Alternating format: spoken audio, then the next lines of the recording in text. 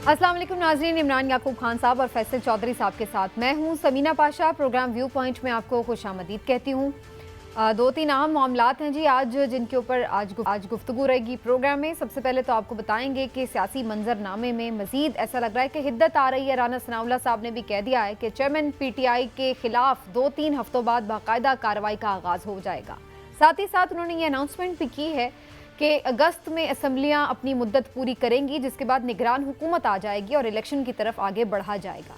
ये भी वो कह रहे हैं कि नवाज शरीफ साहब इलेक्शन से पहले वापस आ जाएंगे और आकर इंतखाबी जो पूरी कैंपेन है PMLN की, उसको लीड भी करेंगे। तो बात यही आगे करेंगे कि क्या वाकई ही फिर इसका मतलब है अक्टूबर में इलेक्शन होने जा रहे हैं, प्लानिंग कर ली गई है। मियाँ साहब वापस आएंगे तो क्या उनको कोई ग्रीन सिग्नल मिल गया है वापसी के लिए। और फिर ये भी बात करेंगे कि आखिर चेयरमैन PTI का मुस्तकबिल क्या होगा। क्या वाकई अब तय है कि उनको बिल्कुल जेल में ही डाला जाएगा और उनके खिलाफ कार्रवाई होगी, या बातचीत का कोई ऑप्शन अभी भी खुला है। मरियम साहिबा ने जो गुफ्तगू की है इसके ऊपर भी बात होगी और इसके साथ साथ कुछ जुडिशरी से जुड़े अहम मामलात हैं उस पर भी बात होगी। 14 जून को जुडिशल कमीशन का इजलास तलब कर लिया गया है नए जजेस की तकर्रुरी के लिए, तो इसके हवाले से भी बात होगी। क्या चीफ जस्टिस साहब अपने तजवीज़ करदा जो जज साहिबान हैं उनको अपॉइंट करने में कामयाब हो सकेंगे सुप्रीम कोर्ट में। क्या अब जो चीफ जस्टिस के मामलात हैं हुकूमत के साथ कुछ सेटल हो गए हैं, क्योंकि हुकूमत की तरफ से भी आजकल ज़रा अदलिया को कम ही तनकीद का निशाना बनाया जा रहा है। तो इन तमाम उमूर के हवाले से गुफ्तगू होगी आज के प्रोग्राम में। आप सबको खुशामदीद कहती हूँ।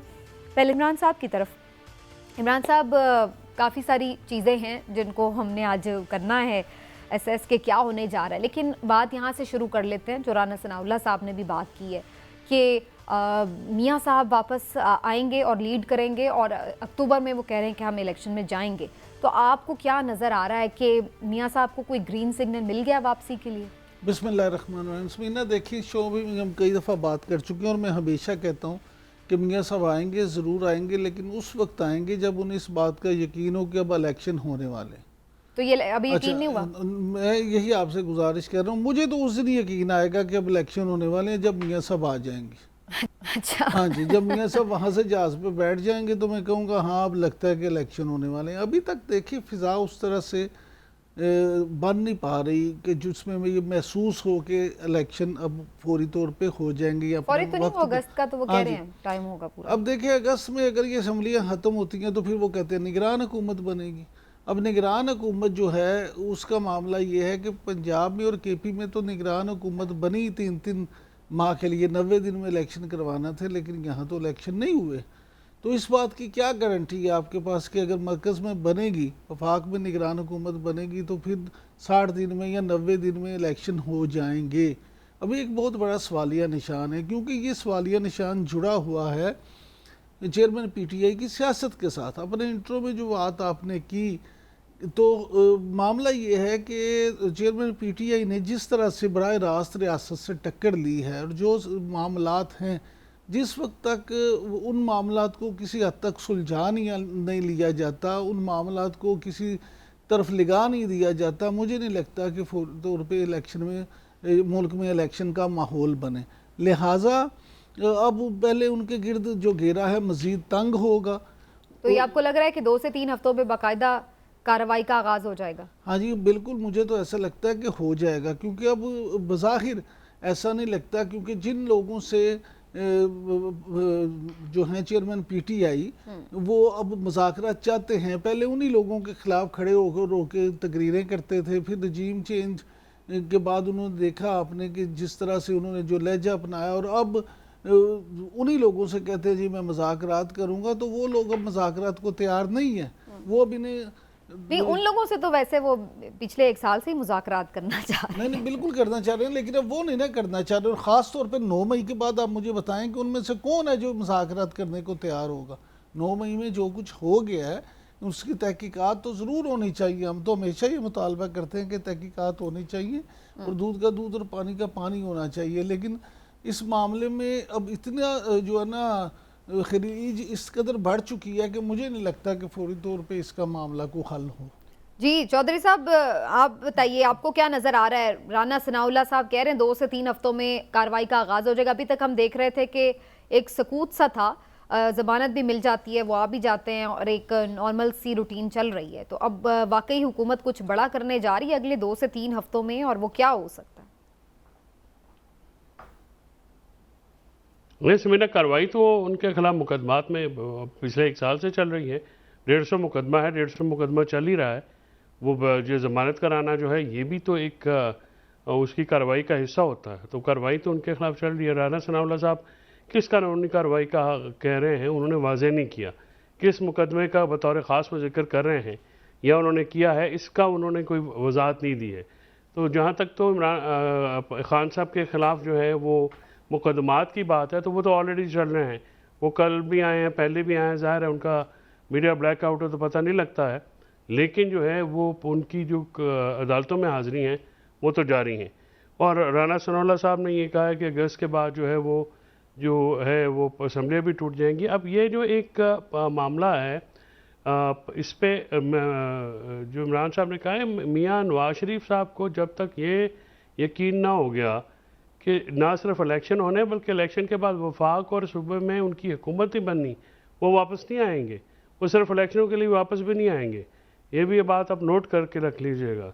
मियाँ साहब ने जब भी आना है तो वो जब आना है अगर वो हुकूमत में और हुकूमत में खुद शामिल हो, तो अदरवाइज उनकी दिलचस्पी महदूद होगी। नहीं, लेकिन 2018 के इंतखाब से पहले वो आ गए थे चौधरी साहब वापस, हालांकि उन्हें पता था कि आगे उन्हें जेल में भी डाला जाएगा। वो गिरफ्तार भी हुए और फिर भी वो इलेक्शन से पहले आ गए, और ये भी नजर आ रहा था उस वक्त के पीटीआई की हुकूमत भी बनने जा रही है, फिर भी वो आए तो थे वापस। तो अभी 4 साल से क्यों नहीं आए? अभी तो 1.5 साल से उनकी हुकूमत है ना, तो वो क्यों नहीं आए? ये तो वो बताएंगे, लेकिन मैं तो वैसे कह रही हूँ कि अगर वजह 18 की बात 23 पे तो नहीं लागू होती ना। 23 के हालात और हैं समीना। जब हालात जो हैं वो आने वालों का हम तज्जिया कर रहे हैं, गुज़िश्ता हालात की बात ही नहीं कर रहे। अब इसके ऊपर एक और भी बात जो इस वक्त पीडीएम की 2 मेजर पार्टनर जमातें हैं, खैर एक तो पीडीएम का हिस्सा नहीं है, पाकिस्तान पीपल्स पार्टी और नून लीग और फजल रहमान के दरमियान, ये इस बात के ऊपर काफ़ी ज़्यादा मामलात जो हैं वो फंसे हुए हैं, क्योंकि पीपल्स पार्टी इलेक्शन चाहती है हर सूरत अक्टूबर में, और ये नवाज लीग जो है वो इलेक्शन नहीं चाहती है, वो असम्बलियों की एक्सटेंशन चाहते हैं। तो इसके बात के ऊपर जो है और कुछ जमातों के ऊपर पाबंदी लगाने का जो मामला है, इसके ऊपर भी जो राय है वो एक नहीं है, उस पर जो इत्तेफाक है वो नहीं हो रहा। तो आने वाले वक्तों में आप देखेंगे कि ये बातें जो इख्तलाफात से थोड़ा ज़्यादा बढ़ गए हैं, और वाक़फ़ान हाल जो हैं वो ये भी बताते हैं कि शायद इस बजट में भी कोई मामला ऐसा हो जाए कि कोई ऐसा आपको सरप्राइज़ मिल जाए। अच्छा। क्योंकि मामला जो हैं वो काफ़ी हद तक आगे चले गए हैं, और नून लीग को लाहौर में आसिफ जरदारी साहब की कोई एक्टिविटी भी भाई नहीं है।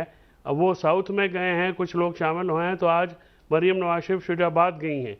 तो इसकी वजह से जो ये मामलात जिस तरह से नज़र आ रहे हैं ऊपर, वो इतने हाँकी डोरी नहीं है। मामलात अब संजीदगी से जो हैं वो किसी और तरफ जा रहे हैं, और जैसे जैसे ये वक्त करीब आता जाएगा, ये आप देखेंगे कि मजीद जो हैं वो जो आपस के खिलाफ हैं। बल्कि पिछले दिनों ये बड़ी खबर भी चल रही थी, चेयरमैन पीसीबी के ऊपर भी अच्छा खासा झगड़ा हुआ है, और उस पर भी उन दोनों की अपनी अपनी चॉइसेस हैं।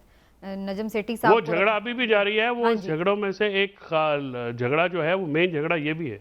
हाँ जी, वही ना, तो वो काफ़ी दूर। लेकिन इमरान साहब, एक तासुर ये बन रहा है कि जी शायद पीपल्स पार्टी बड़े कंफर्ट जोन में है, उसने अपना सर्वाइवल सिक्योर कर लिया है, इसलिए वो तो अब अक्टूबर में जाना चाहती है इलेक्शन में, लेकिन पीएमएलएन अभी भी इनसिक्योर है और इसलिए वो शायद अवॉइड करना चाहती है। तो आपके ख्याल से वाकई पीपल्स पार्टी बड़ी कंफर्टेबल सिचुएशन में है, उनको कुछ ऐसी गारंटी है कि उनके लिए सब अच्छा है? नहीं समीना, ऐसी बात नहीं है। देखिए, पीपल्स पार्टी कंफर्ट जोन में कहाँ है? सिर्फ सिंध में। उसे ये यकीन है कि सिंध में उसे ये कोई नहीं हरा सकता, और सिंध में वो जीतेंगे, और सिंध में फिर उनकी हुकूमत बन जाएगी। बाकी पंजाब में अभी तक मुझे बताएं कि पंजाब में जरदारी साहब बेशक लाहौर आके बैठ जाएं, बिलावल साहब भी आ गए, सब कुछ हो गया, लेकिन पंजाब में कौन सी ऐसी शख्सियत पीपल्स पार्टी में शामिल हुई है जिसकी वजह से आप कह रहे हैं कि पीपल्स पार्टी को बड़ी कामयाबी मिली है, या नून लीग का कोई फलां बंदा वहाँ चला गया, या इवन पीटीआई छोड़ के जाने वालों में से कोई बड़ी शख्सियत वहाँ चलेगी?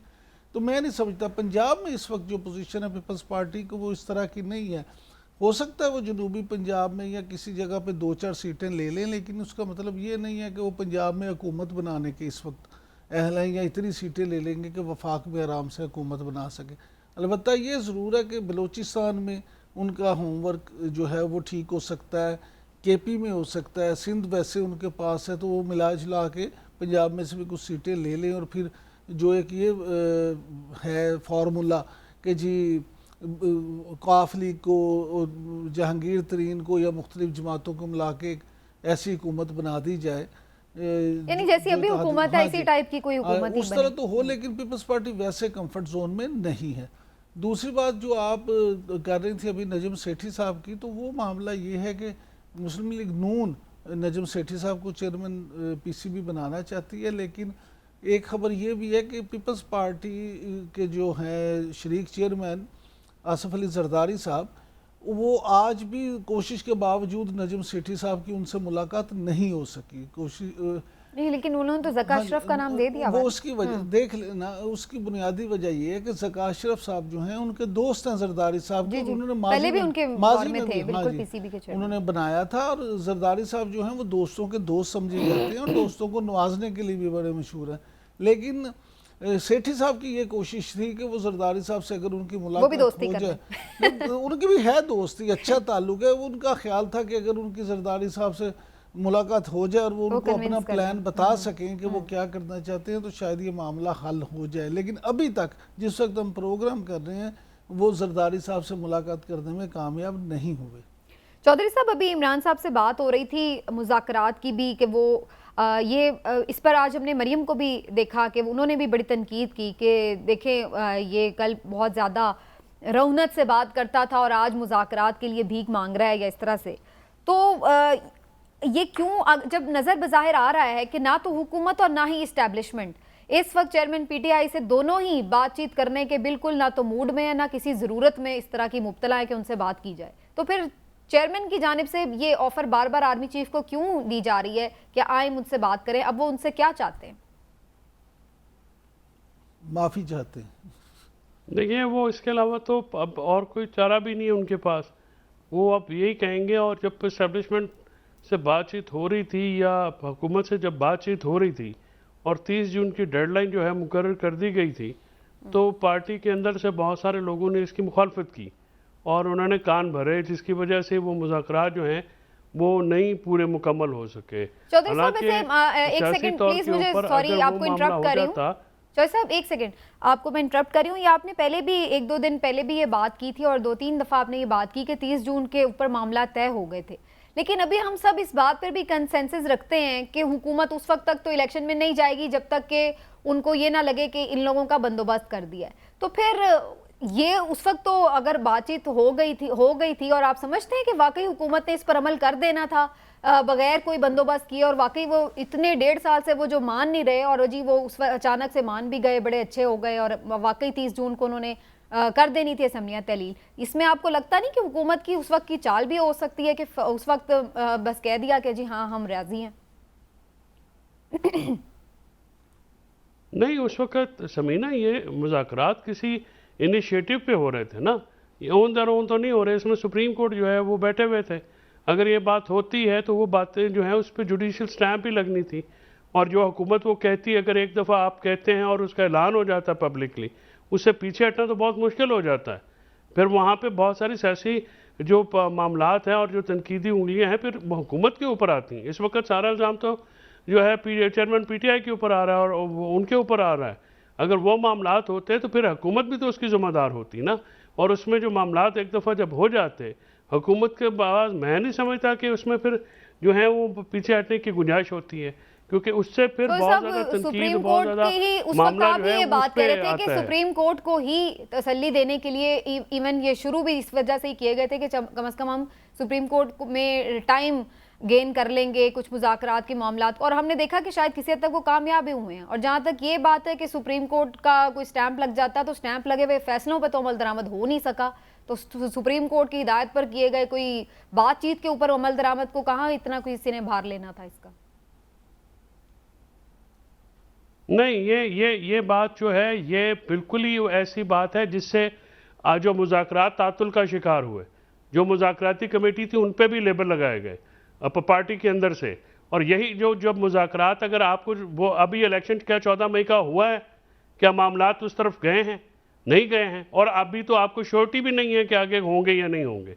उस मामलात में जब अगर ये होते तो ये वो रवैया है, गैर सियासी रवैया है, जिसकी वजह से जो है आज मामला यहाँ तक पहुँचा है। सियासत में टाइमिंग जो होती है, ये टाइम लेना, आगे पीछे होना, उससे कोई बड़ी बात नहीं होती, लेकिन कोई चीज़ तो होती। अब तो बिल्कुल ही जो है अंधेरी गली है। अब तो आप एक टनल के अंदर जो लाइट थी वो भी ख़त्म हो गई है। आप मुझे बताएं, क्या इलेक्शन में अभी कोई शोर है? उस अगर वो हालात होते, हुकूमत का लिखा हुआ होता, मुज़ाकरात जो किसी बात पे होते, तो फिर उस पर पैरा भी देना पड़ता है। ये बात कहना और प्रजम्पशन की बुनियाद के ऊपर कि ये हो गया वो हो गया, अगर सुप्रीम कोर्ट में ये लिख के दिया जाता, कहा जाता, और ये बात अपना हुकूमत की तरफ से आती, तो फिर मामला और था। नहीं तो फिर अब जरा उस पर आ जाए ना, जो मेरा बेसिक क्वेश्चन था कि फिर इसका मतलब है कि जो ये बात हो रही है कि चेयरमैन पीटीआई तो फिर वाकई सिर्फ एनआरओ के लिए ये मुज़ाकरात करना चाहते हैं या माफ़ी मांग रहे हैं, जो इमरान साहब ने अल्फाज इस्तेमाल किए, और मरियम और बाकी भी यही लोग जो तनकीद कर रहे हैं वो यही बात कर रहे हैं। तो फिर इसका मतलब है कि अब तो यही बात आ गई, सर्वाइवल की लिए ये सारी बात हो रही है। देखिए, ये तो मुख्तलिफ आरा हैं, मुख्तलिफ आरा है। उन्होंने जो कल कहा है अपनी तकरीर में, वो कह रहे हैं कि मैं मुल्क को जो प्रॉब्लम है वो उनका ज़ाती नहीं है, वो मुल्क को बचाने के लिए जो है, या मुल्क के जो एक डिज़ास्टर सामने आ रहा है उसको बचाने के लिए वो बात करना चाह रहे हैं। और जाहिर है पाकिस्तान में जो ताकतें हैं, वो जहाँ से ये मुज़ाकरात होते हैं, जहाँ पर इफेक्टिवली बात की जाती है, उनका इशारा उसकी तरफ था। ठीक है, वो यही नज़र आता है जो उन्होंने अपनी तकरीर में भी कहा या जो ऑफर भी की है। ज़ाहिर है सियासी मुखालफिन जो हैं वो तो इसी किस्म के लक़ब देते हैं, और ये सियासी मुखालफिन में जो मरियम नवाज शरीफ हैं, वो उन्होंने कभी भी कोई पॉजिटिव बात की नहीं है अपने पूरे करियर में, और वो हमेशा जो है वो एक ऐसी हॉक हैं कि जो किसी इस बात पे वो बिल्कुल, वो और उनके वालिद जो हैं वो इन मामलात पे बिल्कुल नहीं आते। लेकिन ज़ाहिर है जो ग्राउंड रियलिटीज़ इधर की हैं, उसमें उस वक्त एक चांस था, उसको अवेल नहीं किया गया। तो अब ये जो है वो उसको ये कहते हैं ना कि ये तो शायद अब जो है वो टाइम गुजर गया है, तो इस अपील का कोई खातिर खा असर नहीं होना था, नहीं हुआ। लेकिन उन्होंने एक तरफ अपनी तरफ से एक अपील की है, उसको एक सियासी जो है वही मामला समझना चाहिए।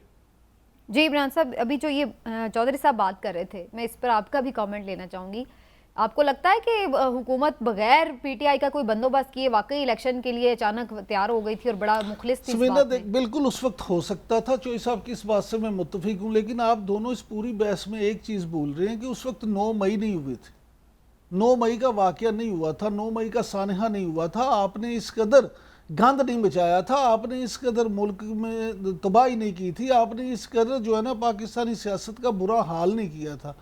आप जिस सतह पे ले गए, अब मुझे आप ये बताएं कि आप जो हम कल भी डिस्कस कर रहे थे कि पीटीआई छोड़ने वाले लोग जो गए हैं तरीन साहब की पार्टी में, अलीम खान साहब की पार्टी में, उनमें जब आप कह रही थी कल भी कि बहुत से लोगों के चेहरे उतरे हुए थे, बहुत सारे लोग ऐसे हैं जो इमरान अपने चेयरमैन पीटीआई को शायद कभी भी ना छोड़ते। वो उन्हें क्योंकि अपनी सियासी मौत नज़र आती थी, उन्हें ये नज़र आता था कि उनकी सियासत तबाह हो जाएगी अगर वो पीटीआई को छोड़ देंगे। लेकिन उन्होंने छोड़ा, क्यों छोड़ा? इसलिए कि उन्हें ये गैर सियासी रवैये जो थे इन्होंने मरवा दिया, उनको अपना मुस्तकबिल तारीख नज़र आ रहा था। उसी तरह जो चौधरी साहब, फैसल चौधरी साहब कह रहे थे कि सुप्रीम कोर्ट में भी उस मुज़ाकरात के मामले में गैर सियासी रवैया अपनाया गया, और सिर्फ यही नहीं, जो मुज़ाकराती टीम में लोग पीटीआई के शामिल थे, जो खुद चेयरमैन ने बनाई थी टीम की जाके आप मुज़ाकरात करें, उनको नुमाइंदा होने के ताने तक दिए गए। उनसे कहा गया कि आप ये इस तरह का मामला कर रहे हैं कि आप पार्टी के खिलाफ हैं और आप शायद उनके नुमाइंदे। जब आपका रवैया इस तरह से होगा तो फिर मामला इसी तरह से होंगे। अब आपने जब पूरे मामले को इतना ख़राब कर दिया, और 9 मई के बाद अब उस मामले के बाद आप समझते हैं कि नहीं मैं फिर पहली वाली जगह पे आ जाऊं, तो ये मुमकिन नहीं है। आपने अपने दुश्मनों को मौका दिया, आज वो जो हैं वो आपसे ज़्यादा जो है पावरफुल पोजीशन में, और आप अपने आप को और अपनी पूरी पार्टी को वहाँ ले गए जहाँ शायद आपने कभी सोचा भी नहीं था। आपने ये सोचा था कि आप इतनी एक मजबूत चीज़ बन गए हैं कि आप सबको रोनते हुए चले जाएंगे। सियासत में इस तरह से नहीं होता। जो शख्स भी, जो सियासी लीडर भी ये सोचता है कि वो वाहिद ऑप्शन है, तो उसका फिर हाल यही होता है। चलें जी, एक ब्रेक लेते हैं, ब्रेक से वापस आते हैं, फर्दर डिस्कशन को आगे बढ़ाते रहिए।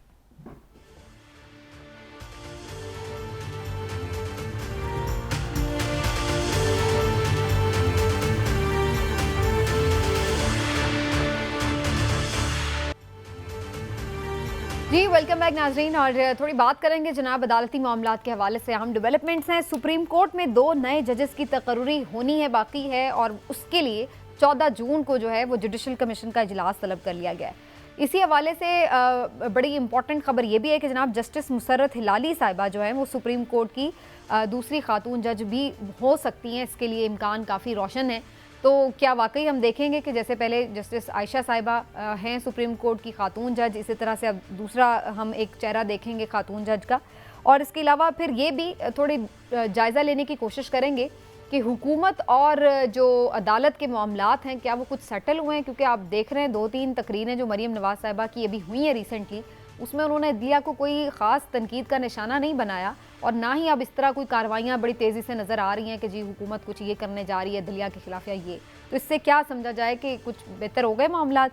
ये चौधरी साहब क्या इसके पीछे कहानी है? पहले तो जुडिशल कमीशन के इजलास में रिकमेंडेशंस के ऊपर भी बात कीजिएगा कि इतनी चांसेस हैं, कौन बन सकता है जज और क्या उनका पोर्टफोलियो है, और फिर हुकूमत और सुप्रीम कोर्ट के मामलात पर भी। सर देखिए, इसमें जो जस्टिस मुसर्रत हलाली की जो नॉमिनेशन है सुप्रीम कोर्ट के जज की, वो एक बड़ी खुशाइंद बात है। जस्टिस मुसर्रत हलाली जो हैं वो एक प्रैक्टिशनर हैं। वो जब आम वकील के तौर पे जो हैं वो काफ़ी हार्ड वर्किंग रही हैं, बड़ी एक्टिविस्ट हैं ह्यूमन राइट्स के हवाले से भी, और केपी में और जो उनके सामने पेश होते हैं वो वकला उनकी बड़ी तारीफ़ करते हैं। She belongs to a humble background और उन्होंने बड़ी मेहनत की है यहाँ तक पहुँचने में।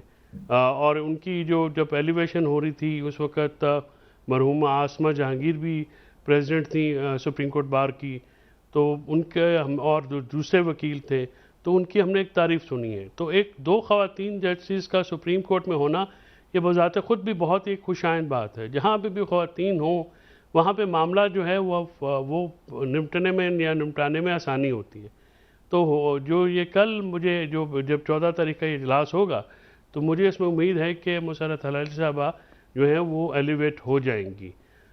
इस जो जजेस की एलिवेशन है इसमें देखिए ये एक बड़ा एक अजीबोगरीब मामला है। जजेस की जो अपॉइंटमेंट का तरीक़ाकार है उसके ऊपर काफ़ी तनकीद की जाती है वकला, बार काउंसिलों की तरफ से, बार एसोसिएशन की तरफ से, जो उसमें एक सिंगल हैंडेड चीफ जस्टिस साहब का जो है एक प्रोरोगेटिव है, यानी नॉमिनेट करना या जो करना, उसके ऊपर काफ़ी तनकीद की जाती है। और इन ये जो अमल हैं इनको ज़्यादा डेमोक्रेट करने की ज़रूरत है। इसमें जो डेमोक्रेटिक आंसर है वो शामिल करने की ज़रूरत है।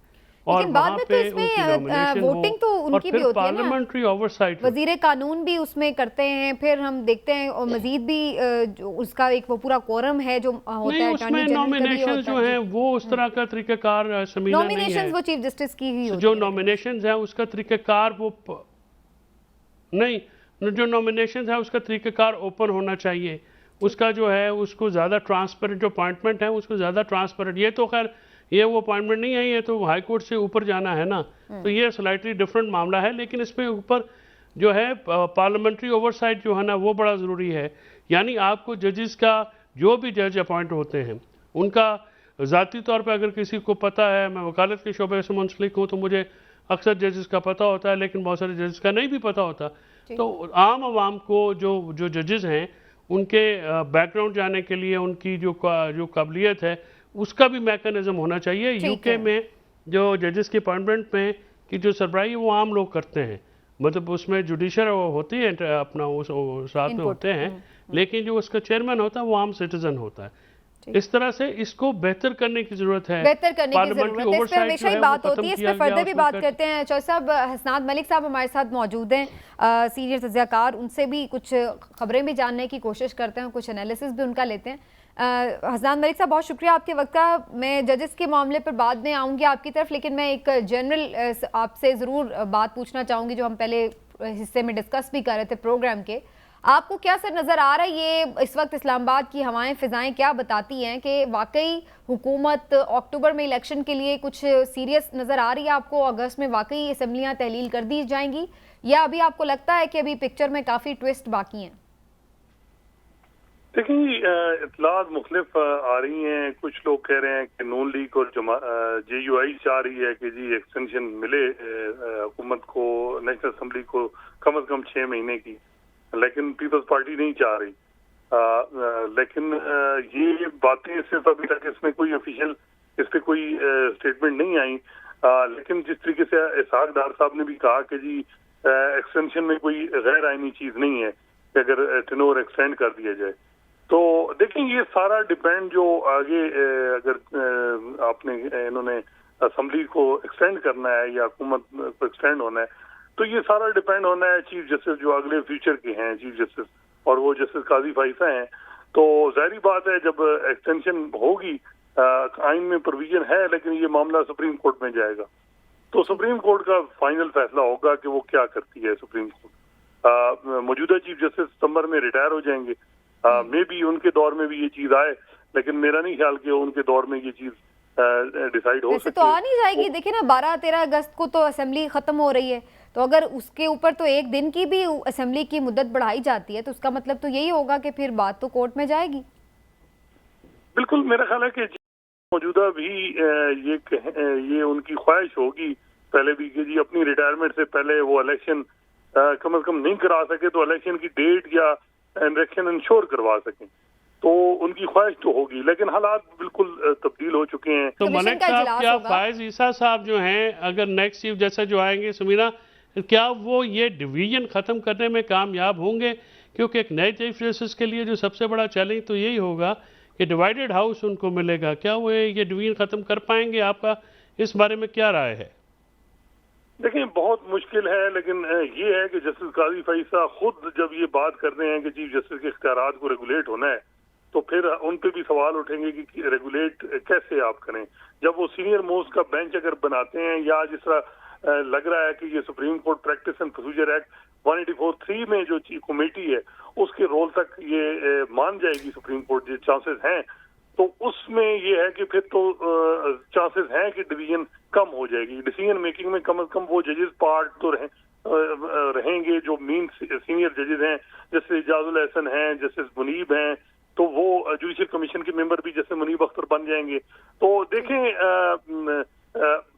ये नहीं कहा जा सकता कि बिल्कुल चीजें ठीक होगी, लेकिन कुछ चांसेस ये भी हैं कि वो बेहतरी की तरफ हैं, क्योंकि अब जब जस्टिस काजी फैसा ने 2 और जज लगाने हैं अपने टेनोर में, और मौजूदा चीफ जस्टिस के सिंध से उनसे अपॉइंटमेंट नहीं हो पा रही। अभी जो जस्टिस मुसरत हिलाली के हवाले से भी इत्तलात ये हैं कि जो एजेंडा जारी किया है चीफ जस्टिस साहब ने, उसमें जो दो रिटायर्ड जजेस हैं, जस्टिस कैसर रशीद और जस्टिस रूहुल अमीन, उनका डेटा भी साथ शामिल कर दिया है और कहा है कि इनको भी कंसिडर करें। तो उससे बज़ाहिर ये लग रहा है कि मजबूरन उन्होंने जस्टिस मुसरत हिलाली का नाम जो है वो किया है, क्योंकि मेजॉरिटी चाह रही थी। तो वो तो अभी भी जो है वो उन 2 रिटायर्ड जजेस का डेटा भी उन्होंने साथ भेजा है। अब इस पे बड़ा मेरा ख्याल है कि चलिए देखते हैं अब इस सिलसिले में क्या फाइनल डिसीजन होता है। बहुत शुक्रिया आपका हसनात मलिक साहब, थैंक यू सो मच, आपने बड़ा अपडेट किया। साहब जजेस का जो जुडिशरी का इनफैक्ट जो सारा मामला है, ये आपको किस तरफ आगे जाता नजर आ रहा है? जैसे अभी बड़ी अच्छी डिस्कशन भी हो रही थी, और आपको महसूस हो रहा है या मुझे महसूस हो रहा है कि हुकूमत ने कुछ हाथ हौला कर लिया है अदलिया की तरफ तनकीद का?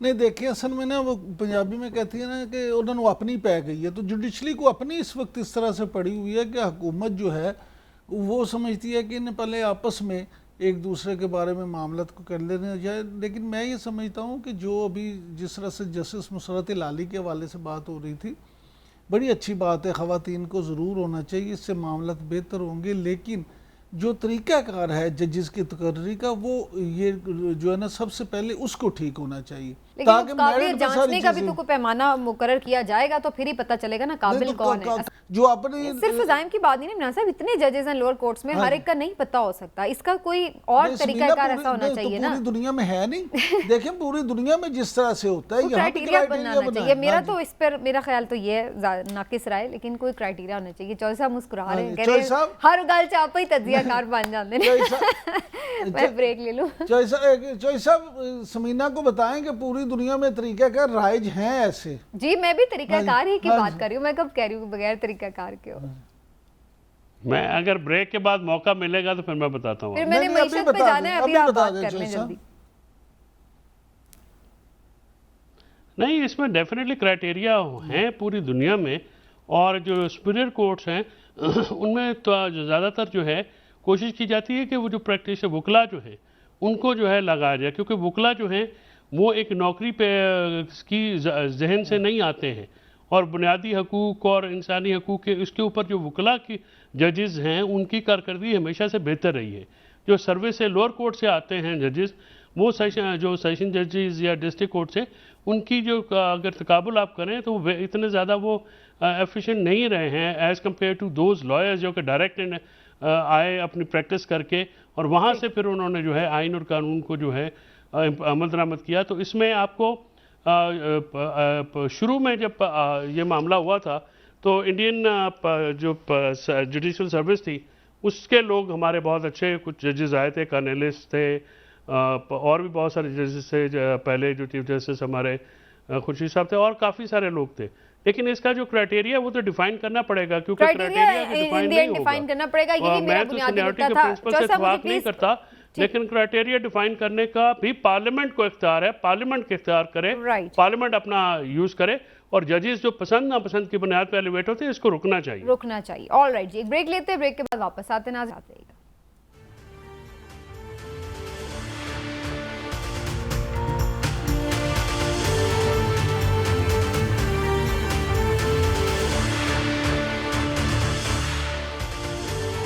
वेलकम बैक जी। और पाकिस्तान की इकोनॉमी के लिए 2-3 बड़ी अहम खबरें हैं और अच्छी खबरें भी हैं। पहली अच्छी खबर तो ये है जनाब के आलमी रेटिंग एजेंसी फिच ने ये कहा है कि अब पाकिस्तानी रुपया जो है वो कदर मुस्तहकम हो चुका है और मज़ीद अब इसकी जो वैल्यू है वो ड्रॉप नहीं करेगी। तो ये बड़ी ज़बरदस्त खबर है। वैसे तो अभी भी बहुत ज़्यादा है इसका, जो इस वक्त हम डेप्रिसिएशन देखी जो हमने वो बहुत ज़्यादा है ऑलरेडी, लेकिन अब मज़ीद इस पर खदशात नहीं दिखाए जा रहे। दूसरी बात ये कि जनाब रूसी तेल फाइनली आ गया है हमारे पास और कल से इसकी जो डिस्ट्रीब्यूशन है वो भी शुरू होने की बताई जा रही है खबर। तो क्या अब हमें सस्ता तेल मिलेगा, इसके ऊपर भी बात करेंगे। आज मेरे साथ इस सेगमेंट में ख़ास तौर पर मौजूद हैं जनाब मिर्ज़ा इख्तियार बेग साहब, माशी तज्ज़ियाकार, हमें इस बारे में मज़ीद इनलाइटन करेंगे। मलिक साहब, सॉरी बेग साहब, बहुत शुक्रिया आपका। सर सबसे पहले तो ये बताइएगा, ये बड़ी ज़बरदस्त ख़बरें तो हमारे सामने आ रही हैं बजट के फौरी बारी बाद, तो बड़ा अच्छा लग रहा है, खुशगवार हवा का झोंका लग रहा है। लेकिन ये आपको नज़र आ रहा है कि जिस तरह से ये पेशन गोई की जा रही है कि मज़ीद रुपए की जो वैल्यू है वो नहीं गिरेगी, तो ये ऐसा हो सकता है वाकई इसी तरह ये मामला? मिर्जा साहब जी, मैं आपके सवाल के जवाब यकीनन खुशाइन बात है, पॉजिटिव खबर है बजट के फौरन बाद, लेकिन उसके रैशनल बतलाने की कोशिश करूंगा। क्या वजूहत हैं जिसके बुनियाद पर स्विच जो इंटरनेशनल क्रेडिट रेटिंग एजेंसी है दुनिया की एक बड़ी, उसका ये इतना फेवरेबल बयान आया है। पहली चीज तो यह है कि कल वज़ीर खजाना ने ब्रीफिंग में भी और परसों बजट में भी ये बारहा कहा कि हमारा रुपया ओवर डिवैल्यू हो गया है, यानी जितना उसको डिवैल्यू नहीं होना चाहिए था उससे ज्यादा कर दिया है। उनका ये कहना था कि ये जो 30-40-35 रुपए का फर्क है ओपन मार्केट में और इंटर बैंक में, इसको अब नहीं होना चाहिए। तो ये बात भी इसको सपोर्ट करती है। दूसरे प्राइम मिनिस्टर साहब ने कहा था कि IMF एग्रीमेंट इस महीने के एंड तक हो जाएगा, हमने तमाम उनकी मुतालबात पूरे कर दिए हैं, अब उसमें कोई डिले की रीजन नहीं है। दूसरे लफ्जों में उन्होंने बड़ा कैटेगोरिकली ये एक मैसेज दिया है कि we are on to IMF revival जो प्रोग्राम का है। तो ये भी मुस्बत बात हुई है और इसको मुस्बत सेंस में लिया जाएगा। तो मैं समझता हूँ कि दोनों चीजों से कल जब रुपए खुलेगा तो ओपन मार्केट में रुपए को करना चाहिए, और ओपन मार्केट और इंटर बैंक के जो फर्क है शायद कुछ डिस्कनेक्ट हुआ है। लेकिन इमरान साहब ये भी खबर अपनी जगह बड़ी इंपॉर्टेंट, और साथ में जो ये बात भी हो रही है रूसी तेल भी पहुंच गया है फाइनली। ये बहुत पुरानी कोशिश चल रही थी और फाइनली कामयाब हुई। तो आपको लगता है इसका फौरी इम्पैक्ट आएगा या अभी मुश्किल है इम्पैक्ट, यानी इसके जो समराहत हैं वो आम आवाम तक पहुँच जाएंगे? देखिए समीना, सीधी सी बात है कि पहुंचने तो चाहिए। अगर आपको 25% सस्ता तेल मिल रहा है तो आवाम को भी 25% सस्ता मिलना चाहिए।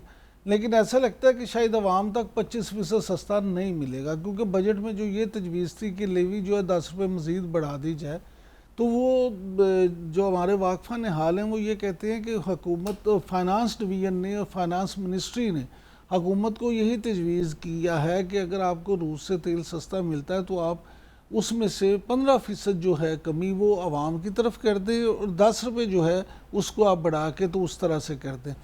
तो मैं समझता हूँ कि हुकूमत को वैसे आवाम को रिलीफ देने की तरफ जाना चाहिए, लेकिन IMF की जो शराइत हैं उसको भी उन्होंने देखना है और फिर उन्होंने टैक्स रेवेन्यू जो है वो भी करना है। इसलिए मैं समझता हूँ कि शायद ब्यूरोक्रेसी जो है बाबू वो हुकूमत को पूरी तरह से आवाम को रिलीफ ना देने दें और आवाम को इसका कोई बहुत ज़्यादा फ़ायदा ना हो सके। तो साहब जी सर इमरान साहब जी इस मामले में तो आपके ऑयल मिनिस्टर खुद ही कैसे मिनिस्टर पेट्रोलियम खुद कह रहे हैं, एक तो ये रशियन तेल जो है ये आता है तो ये रिफाइन होता है, हाँ जी, रिफाइन होने के बाद इसके मुख्तलिफ चीज़ें होती हैं, तो ये जो खाम तेल आता है ये इस तरह से नहीं होता कि कल से बहरी जहाज से ऑफलोड होकर इसकी सप्लाई शुरू होगी। दूसरी बात यह है कि मिनिस्टर पेट्रोलियम ने इटसेल्फ उन्होंने खुद ये कह दिया कि इसका कोई जो है इससे तेल सस्ता होने का इम्कान नहीं है, क्योंकि ये जो तेल आता है आएगा इसको जो है हुकूमत आम लोगों के लिए और जो IMF की शराइत हैं या जो बजट्स की हमारी जो खसारा इतना ज़्यादा है उसमें अफोर्ड नहीं कर सकते हैं कि वो किसी की सब्सिडाइज़ कर सकें, तो इसलिए जो है ये इसमें कोई नहीं आना। दूसरा जो फिच की खबर है वो ठीक है, लेकिन ये सब मामला डिपेंड करता है डिमांड एंड सप्लाई के ऊपर। इस वक्त मामला पैसा बढ़ेगा, अगर पैसा जो गिरेगा अगर डॉलर की डिमांड ज़्यादा होगी और डॉलर की अगर सप्लाई जो है वो हो जाए। अब मसला ये है कि इस वक्त जो है डॉलर वो कहा तो जा रहा है कि जी इतना हो गया उतना हो गया, वो मिल नहीं रहा। डॉलर इवन 310-315 रुपए के ऊपर भी बड़ा अच्छा आपने पॉइंट रेज किया वैसे चौधरी साहब। और मिर्जा साहब हमारे साथ अगेन साथ हैं। ठीक, मिर्जा साहब फिर हमारे साथ हैं तो मैं उनसे मजीद इस पर बात कर लेती हूँ। बड़ा अच्छा पॉइंट रेज किया अभी चौधरी साहब ने भी। मिर्जा साहब अगर आपने सुना हो कि डिमांड एंड सप्लाई का मामला भी है ना, मसला तो ये कि जितना भी रेट है डॉलर अवेलेबल नहीं है मार्केट में, और यही बहुत बड़ी वजह बन जाती है बार बार उसका रेट ऊपर जाने की। जो डिमांड डॉलर की बढ़ा रही थी वो दो चीजें बढ़ा रही थी। एक तो वो बढ़ा रही थी कि जो क्रेडिट कार्ड को अब उन्होंने जो के लिए अलाउ कर दिया है और जो पहले मार्केट से लिए जाते थे। और दूसरी चीज उन्होंने जो करी है वो डॉलर के लिए कि जो कलेक्शन डॉक्यूमेंट हैं वो 360 दिन के डेफर पेमेंट पे अब अलाउ कर रहे हैं वो, यानी जो बगैर LC के माल मंगाएगा वो फौरी तौर दी जाएगी, 1 साल के बाद पेमेंट दी जाएगी ताकि हमारे इतने दिनों में रिजर्व बेहतर हो जाए। इन चीजों से डॉलर डिमांड कदरे कम होगी और ठीक ठाक कम होगी। तो ये सब चीजें इंशाल्लाह ये क्रेडिट कार्ड की पेमेंट भी की विदाउट LC की जो डेफर्ड पेमेंट्स हुई है, और फिर ये जो फिच का बयान है, और फिर जो वजीर खजाना का बयान है कि डॉलर और डिवैल्यू हुआ है और हमें इसके जो 300 के अंदर ही होना चाहिए। तो ये सब चीजें कल आप इंशाल्लाह देखेंगे कि इनका असर नजर आना शुरू होगा। अच्छा, दूसरा ये मिर्जा साहब हम अभी इस पे रूसी तेल पे भी बात कर रहे थे कि ये अब आ गया है और जाहिर अभी इसको रिफाइन भी किया जाएगा और उसके बाद डिस्ट्रीब्यूशन स्टार्ट होगी, लेकिन इमरान साहब और चौधरी साहब दोनों इस बात पर मुत्तफिक नज़र आ रहे हैं कि इसका जो बराह रास्त फ़ायदा है वो अवाम तक नहीं पहुँचेगा, क्योंकि इस वक्त जो माशी सूरत हाल है उसमें मुश्किल है कि अवाम को इतना सारा रिलीफ दे सके हुकूमत। तो आपका तज्जिया क्या? जी, अपने पॉइंट ऑफ व्यू से पहली चीज़ तो यह है कि जो प्राइस तेल की तय होती है वो वेटेड एवरेज एक पीरियड में होती है कि इस पीरियड में कितना तेल आया टोटल, उसकी प्राइस औसतन या एवरेज वेटेड एवरेज क्या बनी है। तो एक कंटेनर से या एक कार्गो से तेल की प्राइस का तयन कभी भी नहीं होता है। उस एक पीरियड में 15 दिन का या 20 दिन का या 1 महीने का है जो टोटल तेल मुख्तलिफ कीमतों पे आया है उसकी औसतन क्या बनता है, और उसमें ओवरहेड रखने के बाद हम कितना हमें कॉस्ट पड़ रहा है और कितना दे सकते हैं। लेकिन इससे ये जरूर फायदा होगा कि इसके वेटेड एवरेज जो है वो कम होगा। मेरी बात मैं कर रहा था जो कट गई थी, इंडिया ने इस साल जो एक्सपोर्ट सबसे ज्यादा उसकी बढ़ी है वो IT से नहीं बढ़ी, टेक्सटाइल से नहीं बढ़ी, इंजीनियरिंग गुड्स से नहीं बढ़ी, वो उन्होंने सस्ता तेल ईरान से और रशिया से खरीद के अपने यहाँ रिफाइन करा और दुनिया को उसने एक्सपोर्ट किया है। और उससे जो उनकी एक्सपोर्ट ने क्वांटम जंप खाया है। तो हमारा ये लिटमस टेस्ट तेल रशिया से आसानी से ले सकते हैं कि नहीं, जवाब है यस। उसके बाद लॉजिस्टिक उसके क्या हैं, क्या होंगे, वो भी ओमान के रास्ते क्लियर शॉर्टेस्ट टाइम में आया है और इसको डिस्चार्ज करना शुरू कर रहे हैं। चलिए आपकी बात बार बार मैं आप प्राइस की पॉइंट जी ये एक लिटमस टेस्ट था जो पास हो गया है और मजीद चीपर ऑयल के कार्गो। ठीक है मिर्जा साहब, आपकी आवाज़ अभी भी ठीक तौर पे हम सुन नहीं पा रहे, बहुत ब्रेक हो रही है। आपका शुक्रिया, आप प्रोग्राम का हिस्सा बने, thank you so much. Imran साहब जो ये बात कर रहे हैं अभी मिर्ज़ा साहब के, अभी तो हम बहुत इट्स टू अर्ली कि हम इसको जो है वो एग्जामिन कर सके, लेकिन आपको क्या नज़र आ रहा है इस बजट के बाद जो ये 2-3 फौरी अच्छी चीज़ें खबरें सामने आ रही हैं, उससे कुछ आपको लग रहा है कि मुल्क की मईशत में बेहतरी की सूरत हाल नज़र आएगी? बजट आया है, उसमें कुछ ऐलानात हुए हैं, कुछ ये चीज़ें आ रही हैं, तो उससे कुछ ना कुछ मईशत का पहिया चले। बिल्कुल, अगर IMF जो है उसके साथ मुआहदा हो जाता है और IMF दोबारा हमें इमदाद दे देता है तो फिर मैं समझता हूँ कि मईशत जो है उसमें कुछ बेहतरी आएगी, इतनी जो है ना बुरी सूरत हाल नहीं रहेगी। लेकिन फिर मैं अर्ज़ कर दूँ कि पूरी दुनिया में जो मुआशी बेहतरी है वो सियासी बेहतरी के साथ जुड़ी होती है। अगर आप पॉलिटिकली स्टेबल होंगे तो आप फाइनेंशियली भी स्टेबल होंगे। अब वैसे स्टेबल हो ही गए, अब क्या मसला? नहीं, अब ना कोई जल्द से जुलूस हो रहे हैं, ना कोई रैलियां हो रही हैं, कुछ भी तो नहीं हो रहा। जब तक इलेक्शन हो के प्रॉपर गवर्नमेंट नहीं बनती और अगले 5 साल का ये तय नहीं होता कि अगले 5 साल में कौन हुक्मरान होगा और उसकी क्या पॉलिसीज होंगी, उस वक्त तक अभी ये कुछ नहीं हो सकता। ये भी वैसे अब काफी ऑब्वियस होता ही जा रहा है। क्यों चॉइस साहब, वन लाइनर दे दें आप भी जाते जाते। मैं क्या ठंडा करता है उनको ही मसला नहीं, की ख्याल है? मर न जाते अगर तेरे वादे पे एतबार होता। इस बजट में जो कुछ कहा गया है अगर उस पे अमल हो गया तो आप भी यहाँ अच्छा गोल किया आपने वैसे मेरे बजट जो है ये पेपर बजट है। ठीक है सर, ओके, वक्त खत्म हो गया। अब वकीलों से तो नहीं ना हम बराबरी कर सकते। ठीक हो गया sir, thank you so much. लीजिए नाज़रीन, आज प्रोग्राम को यहीं पर समेटते हैं, इंशाल्लाह फिर आपसे मुलाकात होगी। अपना ख्याल रखिए, अल्लाह हाफ़िज़।